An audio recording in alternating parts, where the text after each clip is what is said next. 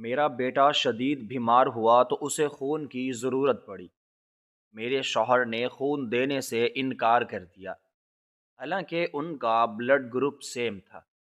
Doctor نے جب زبردستی ٹیسٹ کیا تو مجھے کونے میں لے جا کر بولی، بی بی یہ آدمی آپ کے بچے کا باپ نہیں ہو سکتا کیونکہ اس کا ڈی این اے میچ نہیں کر رہا۔ میں نے شوہر کا گریبان پکڑا تو اس نے روتے ہوئے وہ راز اگلا جو 10 سال سے چھپا۔ ہسپتال کی سفید دیواریں مجھے کاٹنے کو دوڑ رہی تھیں اور فضا میں پھیلی ہوئی جراثیم کش ادویات کی مخصوص بو میرے دماغ کی رگوں میں کسی نشتر کی طرح پیوست ہو رہی تھی۔ میرے وجود کا سب سے قیمتی اثاثہ میرا 10 سالہ بیٹا احسن اس وقت میرے سامنے شیشے کی دیوار کے اس پار انتہائی نگہداشت کے وارڈ میں زندگی اور موت کی کشمکش میں مبتلا تھا۔ اس کے معصوم اور پھول جیسے چہرے پر زردی چھائی ہوئی تھی، اور وہ آنکھیں جو ہر وقت شرارت سے چمکتی رہتی تھیں اب نیموا حالت میں چھت کو تک رہی تھی۔ اس کے بازو میں لگی ہوئی نالی سے قطرہ قطرہ ٹپکتی ہوئی دوا اس کی رگوں میں اتر رہی تھی، مگر اس کے جسم کی حرارت اور توانائی تیزی سے ختم ہو رہی تھی۔ میں شیشے کی دیوار پر ہاتھ رکھے بے حس و حرکت کھڑی تھی اور میری آنکھوں سے آنسوؤں کا سیلاب تھمنے کا نام نہیں لے رہا تھا۔ میرے دل میں ایک ہی دعا تھی کہ اے میرے رب، میرے بچے کو زندگی دے دے، میری عمر بھی اسے لگا دے۔ یہ بچہ میری 10 سالہ ریاضتوں کا ثمر تھا، میری دعاؤں کا حاصل تھا اور میری ویران زندگی کا واحد سہارا تھا۔ میرے شوہر شوکت میرے قریب ہی بینچ پر سر جھکائے بیٹھے تھے۔ ان کی حالت مجھ سے بھی زیادہ ابتر تھی۔ وہ اپنے بالوں کو نوچ رہے تھے اور ان کا چہرہ کسی مجرم کی طرح جھکا ہوا تھا۔ مجھے ان کی اس حالت پر ترس بھی آ رہا تھا اور غصہ بھی، کیونکہ جب سے احسن بیمار ہوا تھا ڈاکٹروں نے اس کی حالت کو تشویشناک قرار دیا تھا۔ شوکت کا رویہ بالکل بدل گیا تھا۔ وہ جو احسن کی ایک چھینک پر پورا گھر سر پر اٹھا لیتے تھے، اب جب کہ ہمارا بیٹا موت کے دہانے پر کھڑا تھا وہ بالکل خاموش اور سہمے ہوئے تھے۔ ڈاکٹروں نے بتایا تھا کہ احسن کو ایک ایسا شدید انفیکشن ہوا ہے جس نے اس کے خون کے خلقیات کو تباہ کر دیا اور اسے فوری طور پر خون کی اشد ضرورت ہے، اور وہ بھی ایسے خون کی جو اس کے بلڈ گروپ سے مکمل مطابقت رکھتا ہو، اور بہتر ہوگا کہ وہ خون کسی قریبی خونی رشتہ دار کا ہو، خاص طور پر باپ کا، کیونکہ جنیاتی مطابقت علاج میں زیادہ مددگار ثابت ہو سکتی ہے۔ یہ سن کر میں نے شوکت کی طرف دیکھا تھا، کیونکہ شوکت اور احسن کا بلڈ گروپ ایک ہی تھا، مگر شوکت نے جو رد عمل دیا تھا اس نے مجھے حیران کر دیا تھا۔ انہوں نے ڈاکٹر سے آنکھیں چراتے ہوئے کہا تھا کہ میں خون نہیں دے سکتا، میری طبیعت ٹھیک نہیں ہے، میں کمزور ہوں۔ یہ سن کر ڈاکٹر بھی حیران رہ گیا تھا، اور میں تو جیسے پتھر کی ہو گئی تھی کہ ایک باپ اپنے مرتے ہوئے بیٹے کو خون دینے سے کیسے انکار کر سکتا ہے، مگر اس وقت بحث کا وقت نہیں تھا۔ میں نے دیوانہ وار اپنے بھائیوں اور رشتہ داروں کو فون کیے، مگر کسی کا گروپ میچ نہیں ہوا اور کسی کے پاس وقت نہیں تھا۔ وقت تیزی سے گزر رہا تھا اور احسن کی سانسیں اکھڑ رہی تھیں۔ ڈاکٹر بار بار آ کر کہہ رہے تھے کہ بی بی انتظام کریں ورنہ دیر ہو جائے گی۔ میں نے روتے ہوئے شوکت کے پیر پکڑ لیے اور منت کی کہ خدا کے لیے شوکت، آپ کا خون تو میچ کرتا ہے، آپ کیوں ہچکچا رہے ہیں؟ ہمارا بیٹا مر رہا ہے، اگر اسے کچھ ہو گیا تو میں زندہ نہیں رہوں گی۔ مگر شوکت نے مجھے چھٹک دیا اور وہاں سے اٹھ کر باہر چلے گئے۔ ان کا یہ رویہ میرے لیے ناقابل فہم تھا، اور وہ احسن سے دیوانگی کی حد تک پیار کرتے تھے۔ احسن ان کی جان تھا۔ وہ جب دفتر سے آتے تو سب سے پہلے احسن کو ڈھونڈتے۔ اس کے بغیر وہ کھانا نہیں کھاتے تھے۔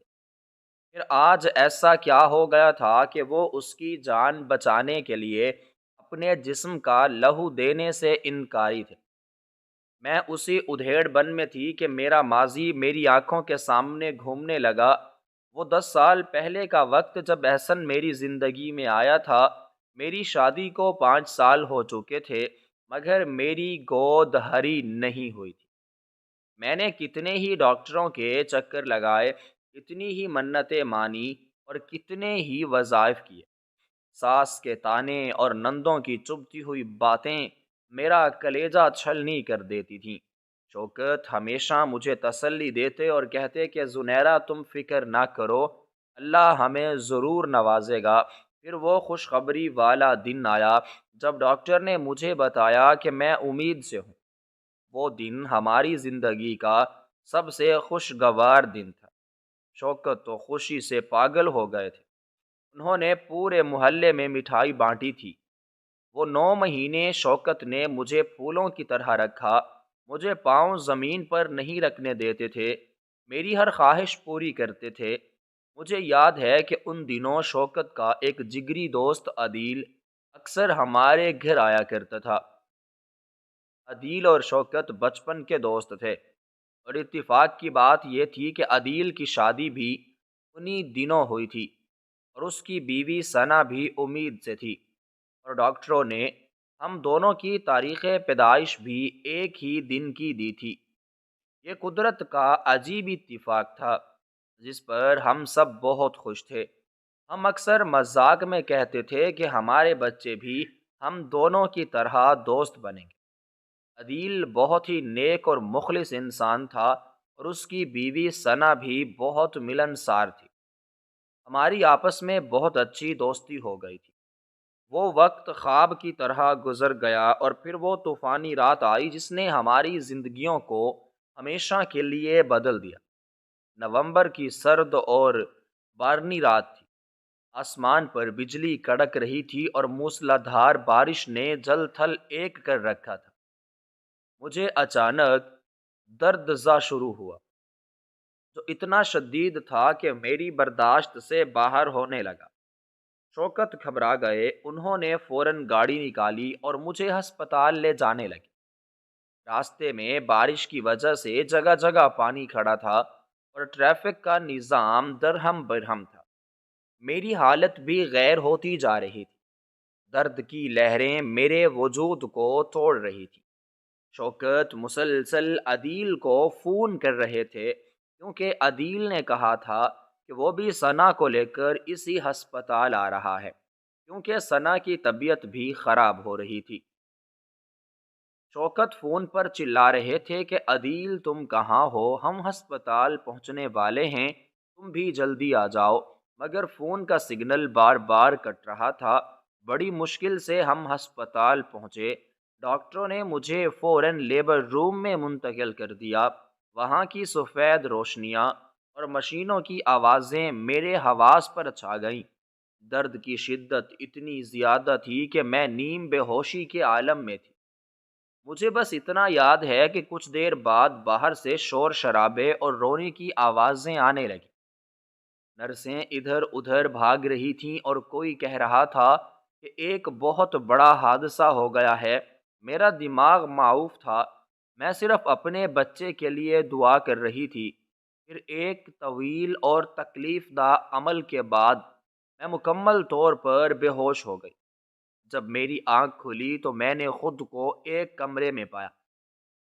میرے جسم میں شدید نکاہت تھی، مگر ممتا کا احساس جاگ چکا تھا۔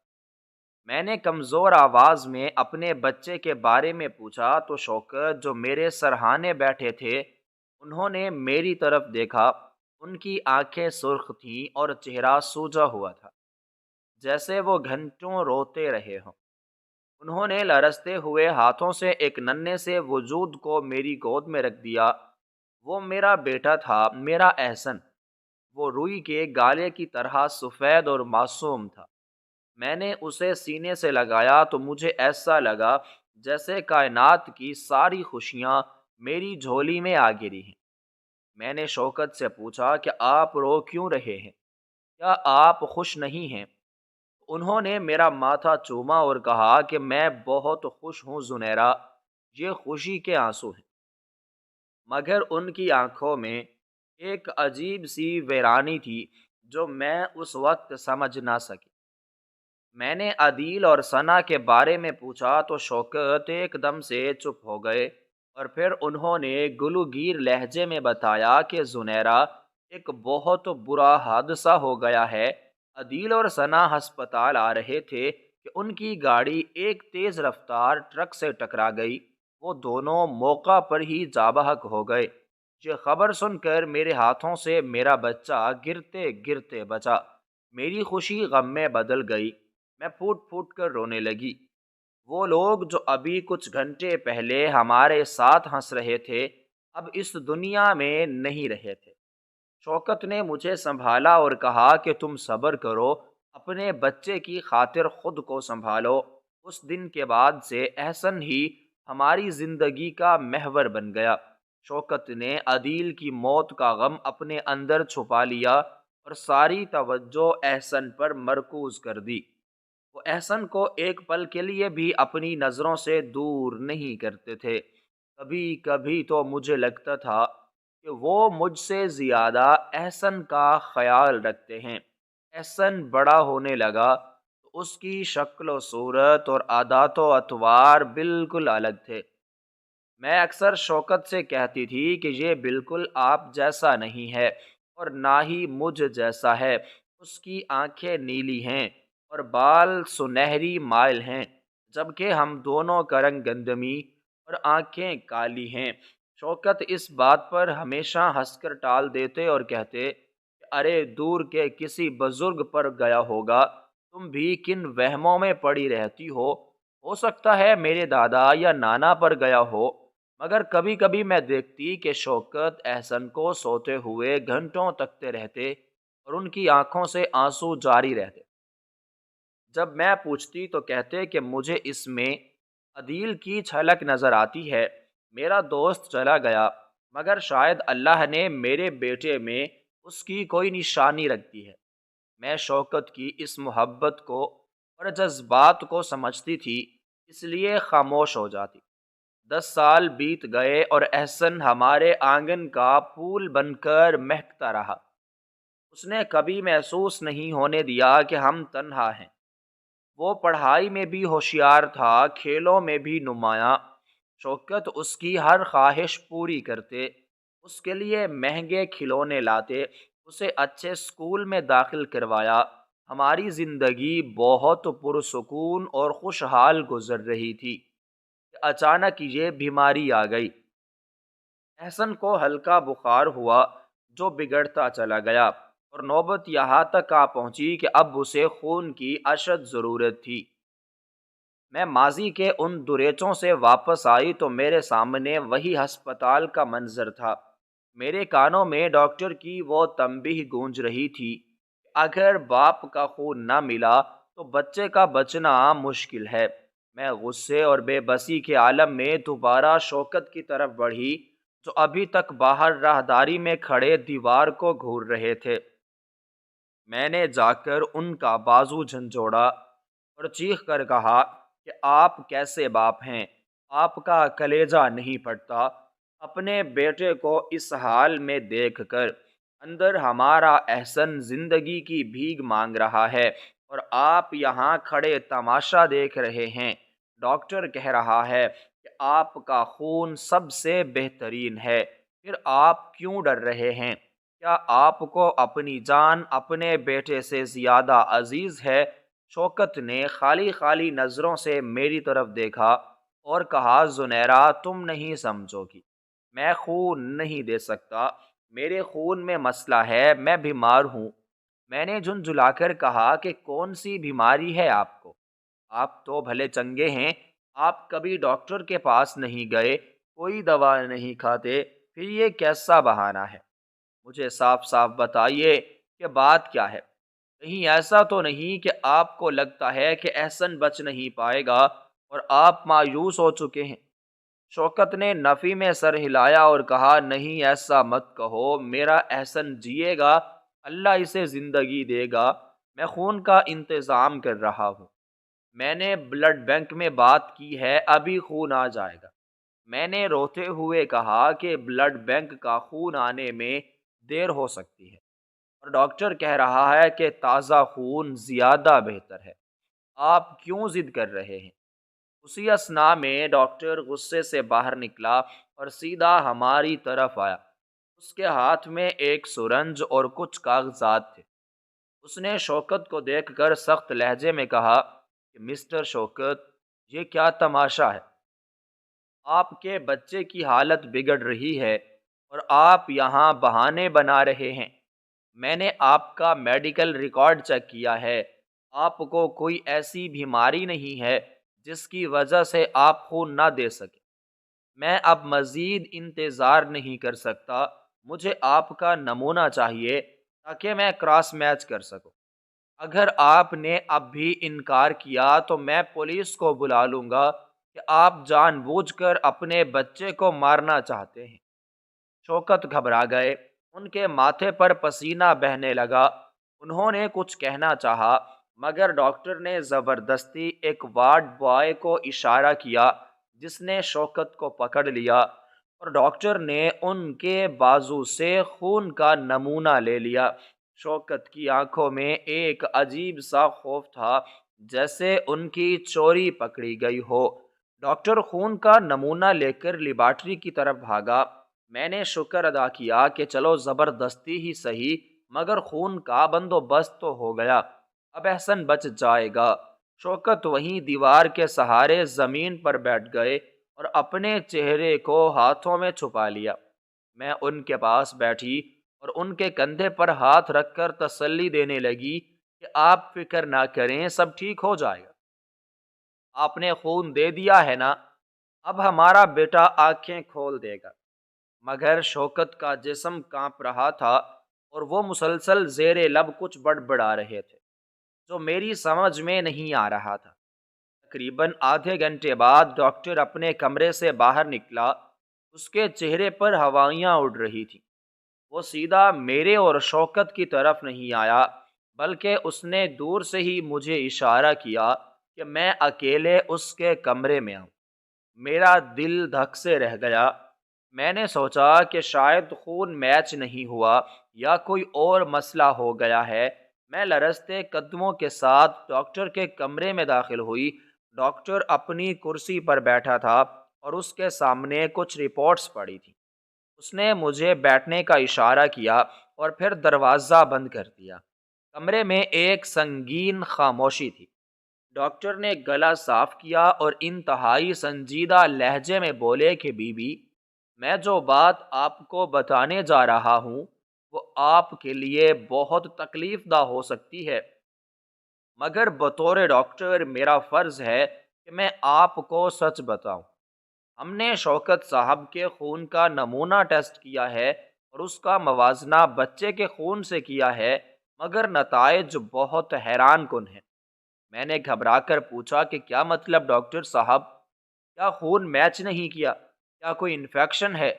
ڈاکٹر نے نفی میں سر ہلایا اور میری آنکھوں میں آنکھیں ڈال کر بولا کہ بی بی، مسئلہ انفیکشن کا نہیں، مسئلہ یہ ہے کہ میڈیکل سائنس جھوٹ نہیں بولتی۔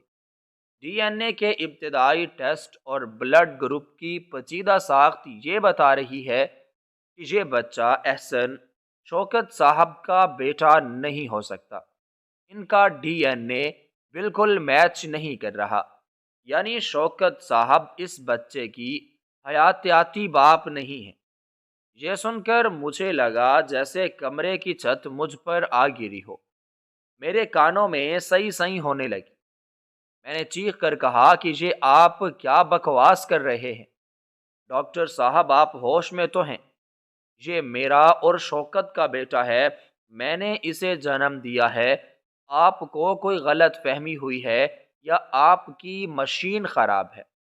ڈاکٹر نے تحمل سے کہا کہ بی بی، میں جانتا ہوں کہ یہ سننا کتنا مشکل ہے، مگر ہم نے 3 بار ٹیسٹ کیا ہے، نتیجہ وہی ہے۔ یہ بچہ اور شوکت صاحب کا کوئی خونی رشتہ نہیں ہے، یہ حیاتیاتی طور پر ناممکن ہے۔ میرے دماغ میں ہزاروں وسوسے سر اٹھانے لگے۔ کیا ڈاکٹر میرے کردار پر شک کر رہا ہے؟ کیا وہ یہ کہنا چاہتا ہے کہ میں نے شوکت کے ساتھ خیانت کی ہے؟ میرا غصہ آسمان کو چھونے لگا۔ میں کرسی سے اٹھی اور میز پر ہاتھ مار کر کہا کہ آپ اپنی زبان کو لگام دیں، میں ایک عزت دار عورت ہوں، میں نے شوکت کے سوا کبھی کسی مرد کا سوچا بھی نہیں، اور آپ میرے کردار پر کیچڑ اچھال رہے ہیں۔ ڈاکٹر نے صفائی پیش کرنے کی کوشش کی، مگر میں غصے میں وہاں سے باہر نکل آیا۔ میرا رخ سیدھا شوکت کی طرف تھا جو ابھی تک وہیں سر جھکائے بیٹھے تھے۔ میرا پورا وجود کانپ رہا تھا، غصے اور توہین کے احساسات نے مجھے پاگل کر دیا تھا۔ میں نے جا کر شوکت کا گریبان پکڑ لیا اور انہیں جھنجھوڑتے ہوئے چیخی کہ شوکت اٹھیں اور بتائیں اس ڈاکٹر کو یہ جھوٹ بول رہا ہے، یہ کہہ رہا ہے کہ احسن آپ کا بیٹا نہیں ہے، یہ میرے کردار پر شک کر رہا ہے۔ آپ کیوں خاموش ہیں؟ بولیں کہ یہ ہمارا بیٹا، بولیں کہ میں نے اسے جنم دیا ہے۔ ہسپتال کا عملہ اور باقی لوگ جمع ہو گئے، مگر مجھے کسی کی پرواہ نہیں تھی۔ میں صرف اپنے شوہر سے اپنی سچائی کی گواہی چاہتی تھی، مگر شوکت نے جو کیا اس نے میرے ہوش اڑا دیے۔ شوکت نے میری آنکھوں میں دیکھنے کی بجائے اپنی آنکھیں بند کر لیں، اور ان کی آنکھوں سے آنسوؤں کا ریلا بہہ نکلا۔ انہوں نے کوئی دفاع نہیں کیا، انہوں نے ڈاکٹر کو غلط نہیں کہا، بلکہ وہ ٹوٹ کر بکھر گئے۔ انہوں نے لرزتی ہوئی آواز میں کہا کہ زنیرہ، ڈاکٹر سچ کہہ رہا ہے۔ میرے ہاتھوں کی گرفت ان کے گریبان پر ڈھیلی پڑ گئی۔ مجھے لگا کہ میں کسی گہری کھائی میں گر رہی ہوں۔ میں نے ہکلاتے ہوئے کہا کہ کیا مطلب؟ سچ کہہ رہا ہے کیا؟ احسن میرا بیٹا نہیں ہے کیا؟ آپ کو مجھ پر شک ہے؟ شوکت نے میرے قدموں میں گر کر میرے پیر پکڑ لیے اور روتے ہوئے بولے کہ نہیں زنیرہ، مجھے تم پر شک نہیں ہے، تمہارا دامن تو پاک ہے، مگر سچ یہ ہے کہ احسن میرا بیٹا نہیں ہے اور نہ ہی یہ تمہارا بیٹا ہے۔ یہ سن کر میرا دماغ سن ہو گیا۔ میں پتھر کے بت کی طرح کھڑی تھی اور شوکت میرے پیروں میں پڑے بچوں کی طرح بلک رہے تھے۔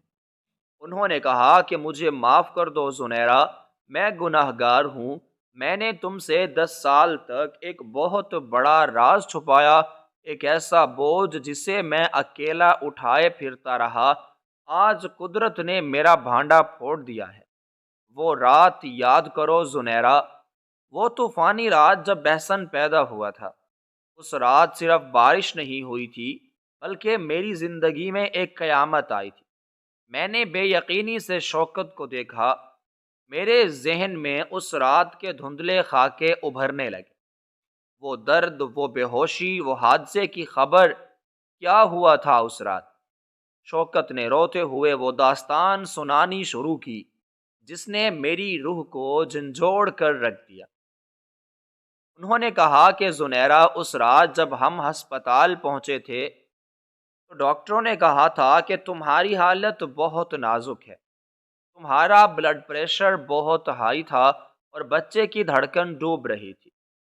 انہوں نے تمہیں فوراً آپریشن تھیٹر لے لیا تھا۔ میں باہر کھڑا دعائیں مانگ رہا تھا کہ مجھے عدیل کے ایکسیڈنٹ کی خبر ملی۔ میں پاگلوں کی طرح ایمرجنسی وارڈ کی طرف بھاگا جہاں عدیل اور ثنا کو لایا گیا تھا۔ وہاں کا منظر خوفناک تھا۔ ثنا خون میں لت پت تھی اور اس کی سانسیں اکھڑ رہی تھی۔ ڈاکٹروں نے اسے بچانے کی بہت کوشش کی، مگر اس کے زخم بہت گہرے تھے۔ وہ اپنی آخری سانسوں پر تھی، مگر اس کا بچہ اس کے پیٹ میں زندہ تھا۔ ڈاکٹروں نے فوراً آپریشن کر کے بچے کو نکال لیا۔ وہ ایک خوبصورت اور صحت مند بیٹا تھا، مگر ثنا اسے جنم دیتے ہی اس دنیا سے چلی گئی۔ دوسری طرف عدیل بھی شدید زخمی تھا، اس کی ہڈیاں ٹوٹ چکی تھیں اور وہ وینٹیلیٹر پر تھا۔ جب اسے ہوش آیا تو اسے پتہ چلا کہ ثنا نہیں رہی اور اس کا بیٹا زندہ ہے، تو اس نے مجھے بلایا۔ میں اس کے پاس گیا۔ اس نے اپنے کانپتے ہوئے ہاتھوں سے میرا ہاتھ پکڑا اور کہا کہ شوکت، میرا وقت ختم ہو گیا ہے، میں ثنا کے پاس جا رہا ہوں، مگر میرا بیٹا اکیلا رہ گیا ہے، میں اسے تمہارے حوالے کرتا ہوں، وعدہ کرو کہ تم اسے اپنے سگے بیٹے کی طرح پالو گے، اسے کبھی احساس نہیں ہونے دو گے کہ وہ یتیم ہے۔ میں نے روتے ہوئے اپنے مرتے ہوئے دوست سے وعدہ کر لیا، اور اسی لمحے عدیل نے بھی دم توڑ دیا۔ میں 2 لاشوں اور ایک زندہ بچے کے ساتھ کھڑا تھا کہ مجھے تمہارے آپریشن تھیٹر سے بلاوا آیا۔ میں بھاگا بھاگا وہاں گیا تو نرس نے مجھے بتایا کہ تم نے بھی ایک بیٹے کو جنم دیا۔ میں خوشی سے پاگل ہو گیا۔ میں نے سوچا کہ اللہ نے مجھے ایک ساتھ 2 بیٹے دے دیے ہیں، ایک میرا اپنا اور ایک میرے دوست کی نشانی۔ میں نے جا کر اپنے بیٹے کو دیکھا تو وہ بہت کمزور تھا، وہ رو نہیں رہا تھا اور اس کا رنگ نیلا پڑ رہا تھا۔ ڈاکٹروں نے بتایا کہ پیدائش کے دوران آکسیجن کی کمی کی وجہ سے اس کے دماغ اور پھیپھڑوں کو شدید نقصان پہنچا ہے، اسے فوراً وینٹیلیٹر پر ڈال دیا گیا۔ میں ایک ہی وقت میں 2 کشتیوں کا سوار تھا، ایک طرف میرا دوست اور اس کی بیوی مردہ خانے میں تھے، دوسری طرف میرا اپنا بیٹا زندگی اور موت کی جنگ لڑ رہا تھا، تیسری طرف میرے دوست کا بیٹا نرسری میں رو رہا تھا۔ تم بے ہوش تھیں اور تمہیں کچھ خبر نہیں تھی۔ میں 3 دن تک اس کرب میں مبتلا رہا۔ میں کبھی عدیل کے بچے کو دیکھتا تو کبھی اپنے بچے کو۔ میرا اپنا بیٹا دن بدن کمزور ہوتا جا رہا تھا، اور تیسرے دن ڈاکٹروں نے جواب دے دیا۔ انہوں نے کہا کہ اس کا بچنا ناممکن ہے، اور پھر وہی ہوا جس کا ڈر تھا۔ تیسری رات میرا اپنا خون، میرا سگا بیٹا وینٹیلیٹر پر دم توڑ گیا۔ میں ٹوٹ گیا، زنیرہ میں بکھر گیا۔ میں نے سوچا کہ جب تمہیں ہوش آئے گا اور تمہیں پتہ چلے گا کہ تمہارا بیٹا مر گیا ہے تو تم یہ صدمہ برداشت نہیں کر سکو گی۔ ڈاکٹروں نے پہلے ہی کہا تھا کہ تمہارا دل کمزور ہے۔ میں ڈر گیا کہ کہیں میں تمہیں بھی نہ کھو دوں۔ اس وقت شیطان نے مجھے بہکایا، یا شاید میری محبت نے مجھے مجبور کیا۔ میں نے ایک فیصلہ کیا، ایک بہت خوفناک فیصلہ۔ میں نے سوچا کہ عدیل کا بیٹا زندہ ہے اور اس کا کوئی ولی وارث نہیں ہے، اور ہمارا بیٹا مر چکا ہے اور تم اولاد کے لیے تڑپ رہی ہو، تو کیوں نہ میں عدیل کے بیٹے کو تمہاری گود میں ڈال دوں۔ میں نے ہسپتال کے عملے کو رشوت دی اور ریکارڈ میں ہیر پھیر کروایا۔ میں نے اپنے مرے ہوئے بیٹے کو عدیل کا بیٹا ظاہر کیا اور اسے خوشموشی سے دفنا دیا، اور عدیل کے زندہ بیٹے کو تمہارا بیٹا بنا کر تمہارے پاس لے آیا۔ میں جانتا تھا کہ یہ دھوکہ ہے، مگر میں نے یہ سب تمہاری ممتا بچانے کے لیے کیا تھا۔ میں ڈرتا تھا کہ اگر میں نے تمہیں بتا دیا کہ یہ عدیل کا بیٹا ہے تو شاید تم اسے وہ پیار نہ دے پاتی جو تم اپنے سگے بیٹے کو دیتی، شاید تمہارے دل میں سوتیلی ماں والا جذبہ آ جاتا، یا شاید تم اپنے بچے کے غم میں گھل کر مر جاتی۔ اس لیے میں نے چپ چاپ یہ راز اپنے سینے میں دفن کر لیا اور احسن کو تمہارا بیٹا بنا دیا۔ شوکت کی آواز ہچکیوں میں دب گئی اور وہ میرے پیروں پر سر رکھ کر رونے لگے۔ میرے لیے یہ انکشاف کسی قیامت سے کم نہیں تھا۔ میں نے 10 سال جس بچے کو اپنا خون سمجھ کر پالا، جس کے لیے میں نے راتوں کی نیندیں حرام کی، وہ میرا ہی نہیں تھا۔ میرا اپنا بیٹا تو پیدا ہوتے ہی مر گیا تھا، اور مجھے اس کا چہرہ دیکھنا بھی نصیب نہ ہوا تھا۔ میں ایک عجیب سی کیفیت میں تھی۔ مجھے سمجھ نہیں آ رہا تھا کہ میں شوکت پر غصہ کروں، ان کو پیٹوں، یا اپنی قسمت پر روں۔ میں نے ایک لمحے کے لیے سوچا کہ میں بانجھ ہی رہی، میرا کوئی بچہ نہیں بچا، مگر پھر میری نظر شیشے کے اس پار لیٹے ہوئے احسن پر پڑی جو میرا نہیں تھا مگر جس کی رگوں میں میری 10 سالہ محبت دوڑ رہی تھی۔ شوکت کے انکشاف نے میرے وجود کے پرخچے اڑا دیے تھے۔ میں ہسپتال کی اس سرد اور بے رحم راہداری میں کھڑی تھی جہاں زندگی اور موت کی جنگ لڑی جا رہی تھی۔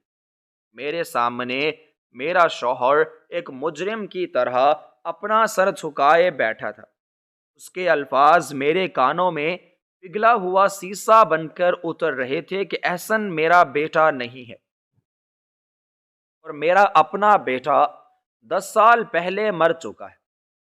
یہ خبر کوئی معمولی نہیں تھی، یہ ایک ماں کے لیے کائنات کا سب سے بڑا سانحہ تھا۔ مجھے ایسا محسوس ہوا جیسے کسی نے میرا کلیجہ نکال کر میرے ہاتھ میں رکھ دیا ہو۔ میں نے اپنے ہاتھوں کی طرف دیکھا، وہی ہاتھ جنہوں نے 10 سال تک احسن کو پالا تھا، اسے نہلایا تھا، اسے کھانا کھلایا تھا اور اسے سینے سے لگا کر سلایا تھا، وہ سب جھوٹ تھا۔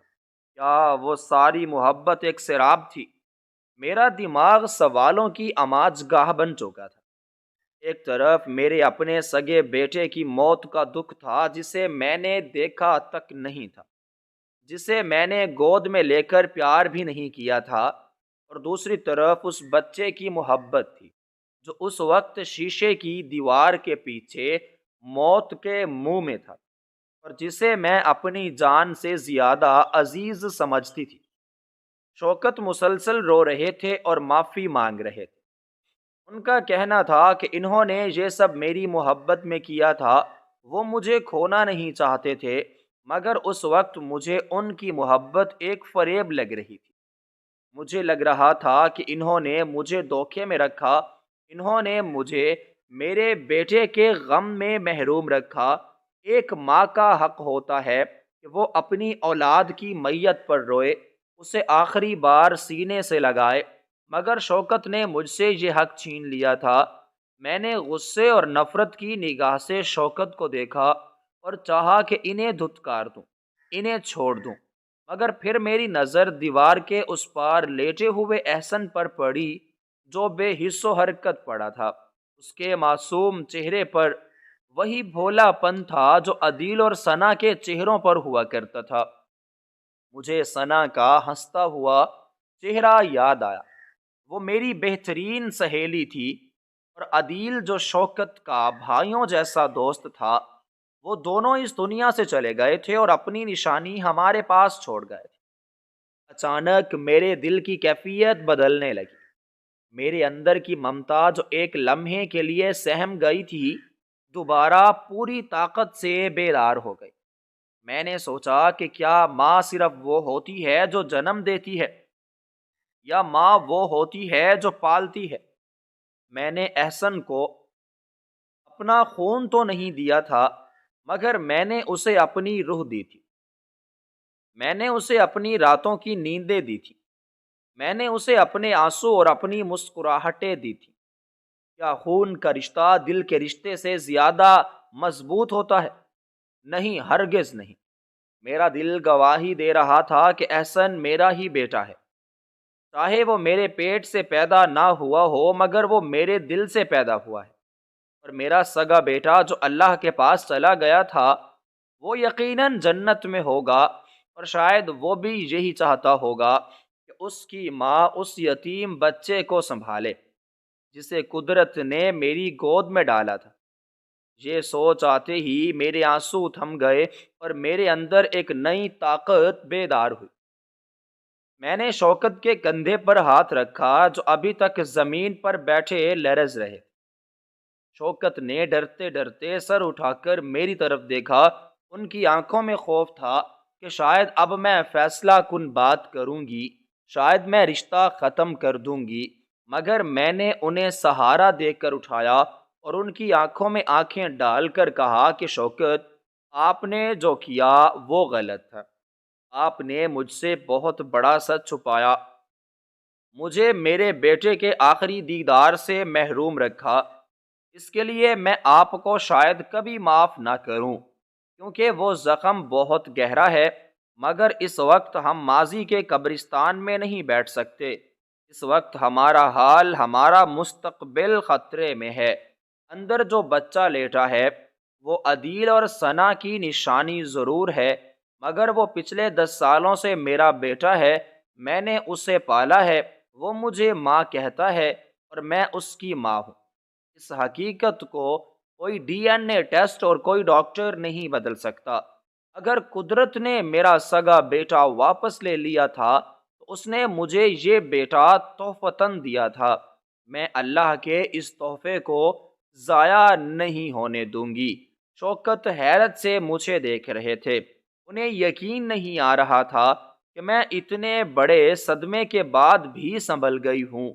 میں نے انہیں جھنجھوڑا اور کہا کہ اب وقت ضائع مت کریں، ڈاکٹر نے کہا تھا کہ آپ کا بلڈ گروپ احسن سے ملتا ہے، آپ نے صرف اس ڈر سے انکار کیا تھا کہ راز کھل جائے گا۔ اب کوئی ڈر نہیں ہے، جائیے اور اپنا خون دیجیے، اس بچے کو بچائیے، یہ عدیل کا بیٹا ہے، آپ کے دوست کی امانت ہے اور اب یہ ہمارا بیٹا ہے، اگر اسے کچھ ہو گیا تو ہم دونوں کبھی خود کو معاف نہیں کر سکیں گے۔ شوکت کے چہرے پر ایک عزم نمودار ہوا، انہوں نے اپنے آنسو پونچھے اور سر اسبات میں ہلایا۔ اسی لمحے ڈاکٹر دوبارہ وہاں آیا، وہ پریشان لگ رہا تھا۔ اس نے کہا کہ بی بی کیا فیصلہ کیا آپ نے؟ بچے کی حالت بگڑ رہی ہے، ہمیں خون چاہیے ورنہ ہم اسے بچا نہیں پائیں گے۔ میں نے ڈاکٹر کی طرف دیکھا اور مضبوط لہجے میں کہا کہ ڈاکٹر صاحب یہ بچہ ہمارا ہی ہے، چاہے حیاتیاتی طور پر نہ صحیح مگر یہی ہمارا بیٹا، اور اس کے والد یعنی میرے شوہر اسے خون دیں گے، ان کا بلڈ گروپ میچ کرتا ہے، آپ فوراً انتظام کریں۔ ڈاکٹر نے حیرت سے ہمیں دیکھا، مگر میرے لہجے کی کاٹ اور شوکت کی رضامندی دیکھ کر اس نے بحث کرنا مناسب نہ سمجھا اور فوراً شوکت کو لے کر بلڈ ڈونیشن روم کی طرف چلا گیا۔ میں وہیں شیشے کی دیوار کے ساتھ لگ کر کھڑی ہو گئی اور احسن کو دیکھنے لگی۔ میرے دل میں عجیب سی کیفیت تھی، ایک طرف اپنے سگے بیٹے کی یاد آ رہی تھی جسے میں نے دیکھا بھی نہیں تھا، اور دوسری طرف احسن کے لیے تڑپ تھی۔ میں دل ہی دل میں اپنے اس انجان بیٹے سے باتیں کرنے لگی جو مجھے چھوڑ کر جا چکا تھا۔ میں نے کہا کہ میرے بچے مجھے معاف کر دینا، میں نے تمہیں اپنی گود کی گرمی نہیں دی، مگر دیکھو تمہاری جگہ لینے والا یہ بھائی مصیبت میں ہے، تم اللہ سے دعا کرو کہ یہ بچ جائے تاکہ میری گود دوبارہ نہ اجڑے۔ کچھ دیر بعد نرس خون کی تھیلی لے کر آئی، یہ شوکت کا خون تھا، یہ وہ خون تھا جو اب احسن کی رگوں میں دوڑنے والا تھا۔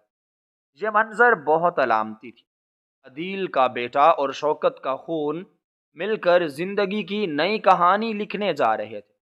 جب خون احسن کے جسم میں منتقل ہونا شروع ہوا تو مجھے لگا جیسے اس کے زرد چہرے پر ہلکی سی سرخی آنے لگی ہے۔ میں نے اللہ کے حضور سجدہ شکر کیا، رات بھر میں وہیں بیٹھی رہی۔ شوکت خون دینے کے بعد میرے پاس آ کر بیٹھ گئے، ہم دونوں خاموش تھے، ہمارے درمیان الفاظ ختم ہو چکے تھے، مگر دلوں کا بوجھ ہلکا ہو چکا تھا۔ شوکت نے آہستہ سے میرا ہاتھ تھاما اور کہا، زنیرہ تم بہت عظیم ہو، تم نے آج بھی مجھے بچا لیا اور میری لاج بھی رکھ لی، میں ڈر رہا تھا کہ تم مجھے چھوڑ جاؤ گی۔ میں ان کے ہاتھ کو دبایا اور کہا کہ شوکت، رشتے کاغذ کے ٹکڑوں یا خون کے قطروں کے محتاج نہیں ہوتے، یہ احساس کے رشتے ہوتے ہیں۔ آپ نے جو کیا وہ ایک باپ اور ایک دوست کی محبت میں کیا، شاید طریقہ غلط تھا مگر نیت صاف تھی، اور اللہ نیتوں کو دیکھتا ہے۔ صبح ہوتے ہوتے احسن کی حالت سنبھلنے لگی، اس کا بخار ٹوٹ گیا اور اس نے آنکھیں کھول دی۔ جب اس نے دھیمی آواز میں کہا، امی امی پکارا، تو میں بھاگ کر اندر گئی اور اس کے ماتھے کو چوم لیا۔ اس وقت مجھے ذرا برابر بھی احساس نہیں ہوا کہ یہ میرا خون نہیں ہے، وہ میرا ہی تھا، میرا اپنا احسن، ڈاکٹر بھی حیران تھے کہ بچہ اتنی جلدی ریکوری کر رہا ہے، شاید یہ اس وعدے کی طاقت تھی جو شوکت نے اپنے مرتے ہوئے دوست سے کیا تھا، یا شاید یہ اس ممتا کا اثر تھا جس نے اسے گود لیا تھا۔ احسن کے خطرے سے باہر ہونے کے بعد جب ہم گھر واپس آئے تو گھر کا ماحول بدل چکا تھا، وہ تناؤ اور وہ خوف ختم ہو چکا تھا، مگر ابھی ایک کام باقی تھا، ایک ایسا سفر جو مجھے کرنا تھا۔ چند دن بعد جب احسن مکمل صحت یاب ہو گیا تو میں نے شوکت سے کہا کہ مجھے وہاں لے چلے جہاں میرا سگا بیٹا دفن ہے۔ شوکت کی آنکھوں میں آنسو آ گئے، انہوں نے سر ہلایا اور ہم کبڑی میں بیٹھ کر شہر کے پرانے قبرستان کی طرف روانہ ہوئے۔ یہ سفر میری زندگی کا مشکل ترین سفر تھا۔ راستے میں شوکت نے مجھے بتایا کہ کس طرح انہوں نے تنہا اس ننھی سی جان کو دفنایا تھا، اور کس طرح وہ ہر جمعرات کو چھپ کر وہاں جاتے تھے اور روتے تھے۔ ہم قبرستان پہنچے تو شام کا وقت تھا، سورج غروب ہو رہا تھا اور فضا میں ایک اداسی پھیلی ہوئی تھی۔ شوکت نے مجھے ایک چھوٹے سے کونے میں لے جایا گیا جہاں ایک ننھی سی کچی قبر بنی ہوئی تھی، جس پر کوئی کتبہ نہیں لگا تھا، صرف چند پھول سوکھے ہوئے پڑے تھے۔ یہ میرے جگر کے ٹکڑے کی آخری آرام گاہ تھی۔ میں اس قبر کے پاس گئی اور اپنے جذبات پر قابو نہ رکھ سکی۔ میں نے اس مٹی کو ہاتھوں میں لے کر چوما اور دھاڑیں مار کر روئی۔ میں نے اپنے بیٹے سے شکوہ کیا کہ تم مجھے ملے بغیر کیوں چلے گئے، اور پھر اس سے معافی مانگی کہ میں 10 سال تک تم سے انجان رہی۔ میں نے اسے بتایا کہ میں نے تمہارے حصے کا پیار احسن کو دیا ہے اور مجھے یقین ہے کہ تم اس پر راضی ہوگے۔ شوکت بھی میرے پاس بیٹھ کر روتے رہے۔ انہوں نے کہا، زنیرہ، اس کا نام میں نے عبداللہ رکھا تھا، اللہ کا بندہ جو اللہ کے پاس چلا گیا۔ میں نے دل ہی دل میں عبداللہ کو پکارا اور مجھے محسوس ہوا جیسے قبرستان کی ٹھنڈی ہوا میرے رخساروں کو چھو کر گزر گئی ہو، جیسے میرا بیٹا مجھے دلاسا دے رہا ہو۔ میں نے بہت دیر تک دعا کی اور پھر ایک عجیب سے سکون کے ساتھ کھڑی ہوئی۔ میں نے شوکت سے کہا کہ آج سے اس قبر پر کتبہ نہیں لگے گا اور ہم ہر جمعرات کو یہاں آیا کریں گے۔ اب یہ گمنام نہیں رہے گا، یہ ہمارے خاندان کا حصہ ہے۔ اس شام جب ہم گھر واپس لوٹے تو احسن دروازے پر کھڑا ہمارا انتظار کر رہا تھا۔ اس نے دوڑ کر مجھے گلے لگایا، میں نے اسے سینے میں بھینچ لیا اور شوکت کی طرف دیکھ کر مسکرائی۔ شوکت کی آنکھوں میں تشکر کے جذبات تھے۔ ہم نے احسن کو کبھی یہ احساس نہیں ہونے دیا کہ وہ ہمارا سگا بیٹا نہیں ہے، بلکہ اس راز نے ہماری محبت کو اور بھی مضبوط کر دیا۔ اب میں احسن کو دیکھتی تو مجھے اس میں ثنا اور عدیل کی جھلک بھی نظر آتی اور اپنی ممتا کا عکس بھی نظر آتا۔ وہ بڑا ہو کر بالکل اپنے باپ عدیل جیسا ہوشیار اور بہادر نکلا، مگر اس کے لہجے میں شوکت جیسی نرمی اور میرے جیسی محبت تھی۔ ہم نے اسے اعلیٰ تعلیم دلوائی اور وہ ایک کامیاب ڈاکٹر بنا۔ شاید اس کے لاشعور میں یہ بات تھی کہ وہ زندگی بچانی ہے جس طرح اس کی زندگی بچائی گئی تھی۔ اس کی شادی کے موقع پر جب ہم نے اسے صحرا پہنایا تو شوکت نے مجھے سرگوشی میں کہا کہ دیکھو زنیرہ، آج عدیل اور ثنا کتنے خوش ہوں گے، ان کا بیٹا آج دلہا بنا ہے۔ میں نے آسمان کی طرف دیکھا اور مسکرا دی۔ مجھے یقین تھا کہ وہ دونوں اور میرا ننھا عبداللہ جنت سے ہمیں دیکھ رہے ہوں گے اور خوش ہو رہے ہوں گے۔ یہ راز ہمارے درمیان ہی رہا۔ ہم نے کبھی احسن کو نہیں بتایا کہ اس کی حقیقت کیا ہے، کیونکہ سچ یہ ہے کہ ماں باپ وہ نہیں ہوتے جو پیدا کرتے ہیں، بلکہ ماں باپ وہ ہوتے ہیں جو جینا سکھاتے ہیں، اور ہم نے اسے جینا سکھایا تھا۔ میں نے سیکھا کہ خون کے رشتے اہم ہوتے ہیں، مگر انسانیت اور احساس کے رشتے اس سے کہیں زیادہ معتبر ہوتے ہیں۔ شوکت نے اپنے دوست کا وعدہ نبھایا اور میں نے اپنی ممتا کا بھرم رکھا، اور یہی ہماری زندگی کی کل کمائی تھی۔ آج جب میں بوڑھی ہو چکی ہوں اور احسن اپنے بچوں کے ساتھ میرے پاس آتا ہے تو میرے پوتے پوتیاں مجھے گھیر لیتے ہیں۔ میں ان میں اپنے عبداللہ کو بھی دیکھتی ہوں اور احسن کو بھی، اور میں اللہ کا شکر ادا کرتی ہوں کہ اس نے مجھے ایسی آزمائش میں ڈالا جس نے مجھے کندن بنا دیا۔ اس کہانی کا سبق یہی ہے کہ کبھی کبھی اللہ ہم سے وہ لے لیتا ہے جو ہمیں سب سے زیادہ عزیز ہوتا ہے، تاکہ وہ ہمیں وہ دے سکے جو ہمارے لیے بہترین ہوتا ہے۔ اگر میرا بیٹا زندہ رہتا تو شاید میں صرف ایک بچے کی ماں ہوتی، مگر آج میں نے ایک یتیم کو پال کر جو مقام پایا ہے وہ شاید اس سے کہیں زیادہ ہے۔ قربانی اور ایثار ہی وہ جذبے ہیں جو انسان کو فرشتوں سے افضل بناتے ہیں، اور شوکت نے جو قربانی دی تھی وہ بظاہر ایک جھوٹ تھا، مگر اس کے پیچھے ایک ایسی سچائی تھی جس نے 3 زندگیوں کو بچا لیا تھا، ایک احسن کی زندگی، ایک میری زندگی، اور ایک شوکت کے ضمیر کی زندگی۔